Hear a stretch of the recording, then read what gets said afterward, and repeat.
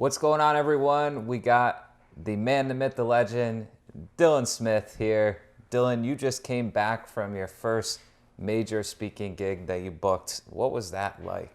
Oh, that was like a movie. I had 3 speeches, and the first speech was about 45 people. It was the biggest stage I've ever spoken on.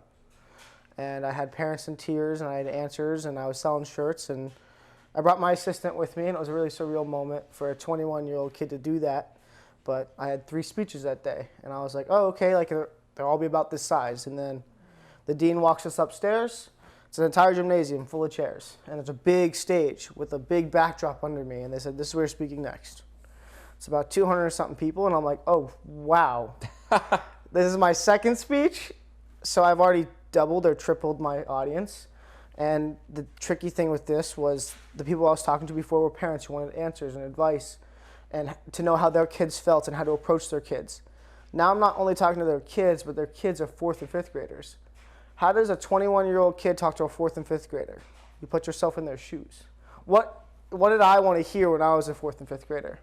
I wanted energy. I wanted a guy I could keep my eye on. I wanted to, if he had a lot of energy, I was engaged. Engaged, what keeps people engaged? Like a question I asked was, are we excited it's Friday? Of course everybody yells yes. Why did they yell yes? I asked them that.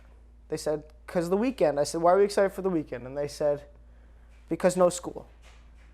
I said, why are we excited? Because there's no school. They said, we don't have to learn. I said, what do we do on the weekends? And they said, baseball, video games. I said, so when you can't figure out a level on a video game, what do? You figure it out or you look it up on YouTube. That's learning. When you do something wrong on the baseball field, you've got to learn how to do it.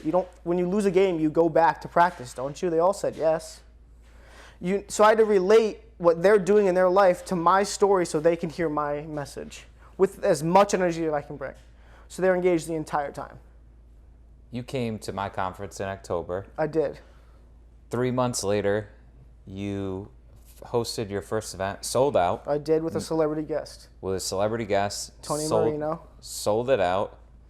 And then 3 months later, you have your first traveling, paid, couple grand, yeah. speaking gig. What have you learned over the last 6 months? Having the event told me that I can do it. Because there's so many curveballs that you're hosting an event. There's so many curveballs, and the biggest thing with events is it teaches you life lessons. Whether it's an event or life, they're going to be curveballs thrown at you, and it's your job to either duck, roll, or let them smack you in the face. And that's your choice. So, and then know that any action or choice that you make will have a consequence, good or bad. So if you're going to curl up, what do you get out of quitting? Nothing at all, other than knowing that you didn't finish. If I invested all that time and money and then I didn't go through with it, it was just a waste of time. I remember being on the phone with you when I was organizing it, and in my head I'm like, I'm doing this. Little insight to everybody is when I had my first venue was closed down because of the COVID kind of spiking back up at the time, so really bad time. I had 2 different celebrities at first that were going to come, and they both canceled. I had family that were flying in that canceled. I had family driving up that canceled. So I wasn't even sure that I was going to fill the room. But in my head I was like, I don't care if I fill the room, I'm going to be in that room.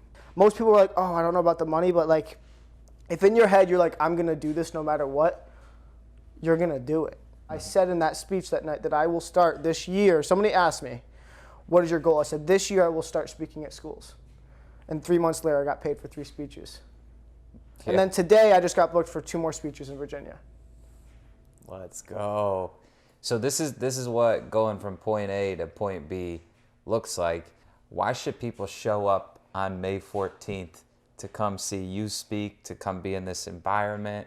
They should definitely show up because of the people that are going to be in that room, and what people really, that I learned from your first event was the plus ones.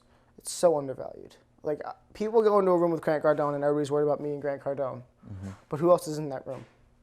There are so many people that you have no idea. You could be on a plane with millionaires, famous people that you have no idea. Those are those plus ones that you count out because they're not blue check mark on Instagram. I like that you hit on that point. I kind of tell people the biggest thing with my conferences is the people in the room. Like, the speakers are very, very important. It's a huge part of the whole thing. But the most important thing is that you take advantage of the people that are in the room. Dylan, you're a regular on this show, but where can they find you? I'm everywhere. I found out today you can look up Dyslexic Dylan Defying All Odds, and my big accomplishment is New York Weekly comes right up, an article in New York Weekly about how I built what I did.